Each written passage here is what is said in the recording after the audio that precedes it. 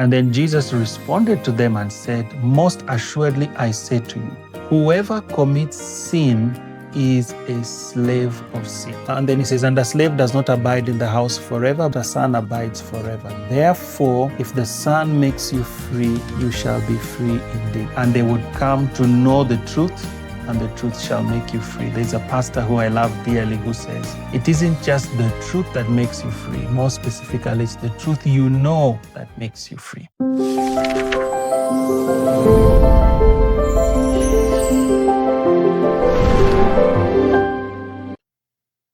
Welcome to lesson 2 in our series entitled Dead to Sin, where we are exploring what Christ has done in order to liberate us from the dominion of sin. Now, today's lesson is going to be quite short, and we're going to be looking at really building on lesson 1 and emphasizing the fact that Jesus was sent to liberate us from the dominion and the control of sin. Now, I also acknowledge that Jesus also came to liberate us from the penalty of sin, which is something that is best explored when we are looking at the forgiveness of sins. However, the emphasis of this particular teaching series is on how he has empowered us to live above the dominion and the control of sin. Now, let's head over to John chapter 8, verses number 31. And this is a discussion between Jesus and some of the Jews who had believed on him. That's John chapter 8, verse 31. The scripture says, "Then Jesus said to those Jews who believed him, 'If you abide in my word, then are you my disciples indeed. And you shall know the truth, and the truth shall make you free.'" Now, if I'm just to go back a little bit, in the previous verse, it says, "As he spoke these words, many believed in him." So there is what he was proclaiming that caused people to believe in him. And now he's saying to the Jews that had believed in him that they ought to abide in his word, okay? And then they would really be his disciples.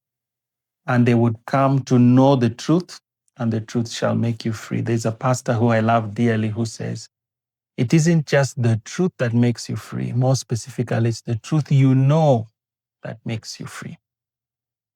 Now, they responded to him saying, "We are Abraham's descendants," and that they really are, "and have never been in bondage to anyone." And I think they were being a bit dishonest there, because as they were having this discussion, they were under Roman rule. But anyway, they then said to him, "So how is it that you're saying to us you will be made free?" And then Jesus responded to them and said, "Most assuredly I say to you, whoever commits sin is a slave of sin." I want you to get that. Whoever commits sin is a slave of sin. And then he says, and the slave does not abide in the house forever, but a son abides forever. Therefore, if the Son makes you free, you shall be free indeed. Now, I want us to just go a little bit back to his statement where he said, whoever commits sin is a slave of sin. And this is not the only time in Scripture you have this phrase, slave of sin. Okay? In fact, this phrase is used in Romans chapter number 16, which we're going to be exploring in the next verse. Sorry, in our next lesson. Did I say 16? Romans chapter 6. In Romans chapter 6, we also have this same phrase used. He says this, Romans 6:20, "For when you are slaves of sin, you are free in regard to righteousness." Now I'm not going to explain that now because we'll be unpacking that in the next lesson. I just wanted you to see that the same phrase is used here, slaves of sin. Now, the idea of of slave here, when you look up the Greek word, I believe the Greek word here is doulos. It's one who is given completely to the will of another. And so it's sin exerting total dominion over an individual. And Jesus is saying the one who commits sin is actually a slave of sin. And so the freedom he was telling them earlier when he said, you shall know the truth and the truth shall make you free, is referring to freedom from sin's dominion and sin's control. Now, this class was short.